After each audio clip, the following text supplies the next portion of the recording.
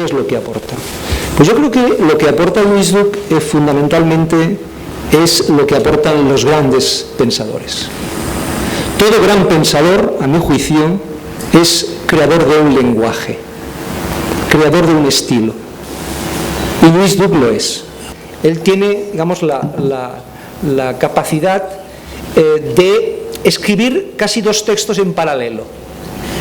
El texto principal y luego una serie de notas a pie de página que son fundamentales, tanto para aclarar el texto, para ampliarlo, para que el lector pueda ir más allá del texto.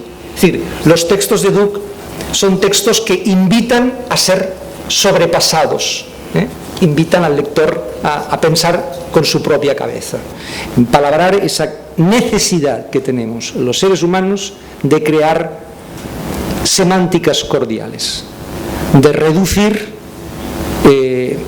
digamos, la contingencia y de crear un mundo, un universo habitable.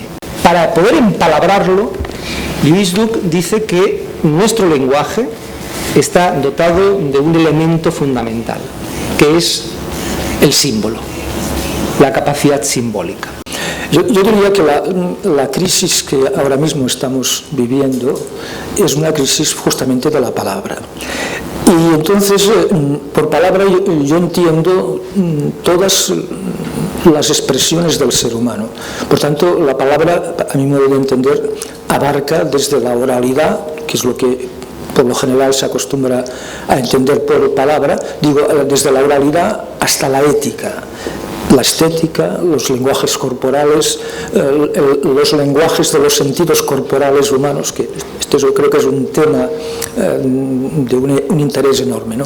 Por consiguiente, la palabra es lo fundamental en el ser humano y su perversión acarrea necesariamente la perversión de las relaciones humanas. Hay muchos temas ahí, yo no tengo preparado nada para hablar, que bueno, pero serían temas que podríamos tocar, que voy a citarlos solamente, que están en este libro. Primero, la relación entre naturaleza y cultura. Realmente el hombre se realiza en la cultura, que es una cultura del lenguaje, de las palabras. No es que se exprese en las palabras, sino que ya piensa en el lenguaje. Luego el tema de la tradición, tema muy importante, el del ser el hombre en el tiempo. En las meditaciones sobre el tiempo, no recuerdo si es en este libro o en los otros, él parte de San Agustín, de las reflexiones de San Agustín sobre el tiempo, y va acercándose, ¿no? Y cómo el presente que es y no es a la vez, incluye una visión del pasado y una previsión del futuro, y lo importante que es la tradición. Sí.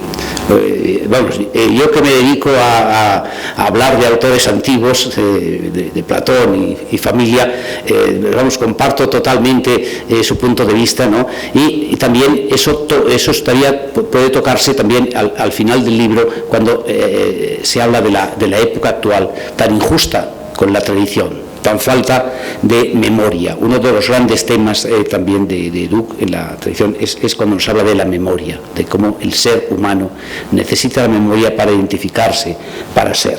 Y hay el capítulo 4, me parece fundamental también, para una distinción que es clave en nuestro tiempo, la distinción entre información y comunicación.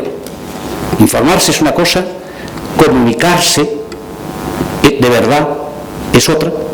Y señala cómo vivimos en un tiempo ahito de información, sobrecarga de información, bombardeos continuos de informaciones puntuales que no conducen a reflexión ni a nada.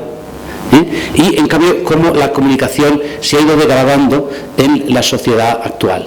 Y luego de las estructuras de acogida, que quizá pudiese hablar un poco de las estructuras de acogida, y cómo en nuestro tiempo, con una cuarta estructura de acogida que se llama comediación, o sea, vivimos en un mundo donde los medios estos de masas y tal, han cambiado un poco la vida humana de una manera que, falsifican falsifican la existencia auténtica. Me planteo la cuestión qué pasaba con el ser humano cuando aterrizaba, por decirlo de alguna manera, en este mundo.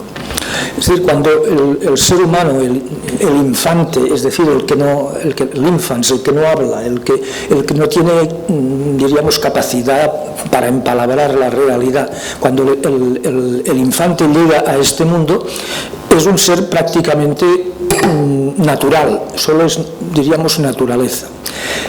Y entonces este ser que aterriza en nuestro mundo, en nuestras sociedades, en una familia, etc., este ser tiene que recibir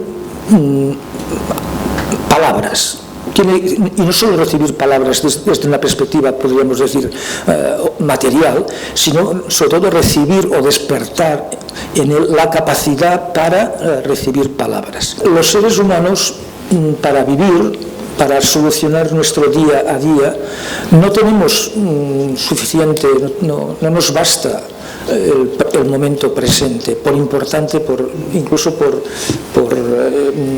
imprescindible que sea, sino que de la manera que sea, en el momento presente, o el momento presente consiste en la articulación del propio momento presente, pero también con el presente de nuestro pasado y con el presente de nuestro futuro. El ser humano constantemente debería estar en un proceso de contextualización, es decir, en un proceso de resituación en su trayecto, en lo que yo llamo el trayecto biográfico. Pero ¿qué sucede en las sociedades actuales? Sucede que las estructuras de acogida, la codescendencia, la corresidencia, la cotrascendencia, merecen, por lo general, muy poca confianza. Y es evidente que las estructuras de acogida llevan a cabo sus respectivas transmisiones en la medida en que merecen confianza. Subraya cómo la narración de alguna manera está en relación con lo mítico, pero bueno, la narración es una parte importantísima de cualquier religión. Y en eso lamenta, y yo también lo lamento, cómo a veces la práctica habitual del cristianismo y tal ha ido perdiendo la fuerza de esas narraciones, por ejemplo los evangelios, ¿verdad?, que dan a esa religión pues su fuerza especial. Se ha insistido en dogmas, se ha insistido a veces en facetas morales, pero la fuerza de una religión en gran parte está en su capacidad narrativa. Hay un cierto desencanto en la razón pura, digamos, como forma de entender el mundo, y hay que recurrir siempre al cruce del logos y el mitos y la imaginación. Duc, y si me equivoco por favor ya me corregirá, pero tal como yo lo entiendo, nos está advirtiendo es de los peligros de un lenguaje en el que triunfe lo mítico sobre lo lógico o lo lógico sobre lo mítico.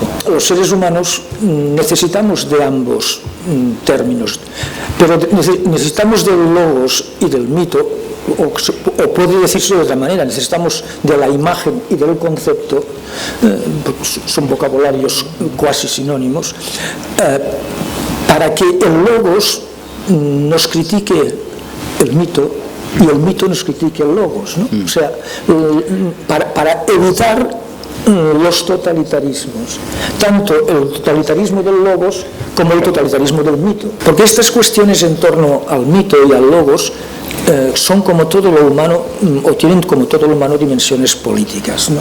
Es decir, y aquí entiendo política en un sentido muy aristotélico, ¿no? O sea, cómo la exterioridad humana se maneja en eso que Calderón de la Barca llama el escenario del gran teatro del mundo. Los seres humanos somos actores y actrices que nos desenvolvemos sobre ese gran escenario del mundo, y para desenvolvernos necesitamos no de presencias, sino de representaciones, porque los seres humanos no alcanzamos jamás la presencia, siempre necesitamos representaciones. Y entonces el peligro, tanto desde una perspectiva política como religiosa como social, es creer que la representación es la presencia. En el fondo yo creo que el mito viene a ser una prueba muy efectiva de la finitud del ser humano. Sí. Es una apuesta. Sí, una apuesta. Sí, Platón, pascaliano. Platón dice que creer en el mito es un hermoso peligro, ¿no? Sí. Calos, quinde, no sé. Sí. Cuando hablamos de Dios, hablamos desde nuestra perspectiva, no desde de la perspectiva de Dios.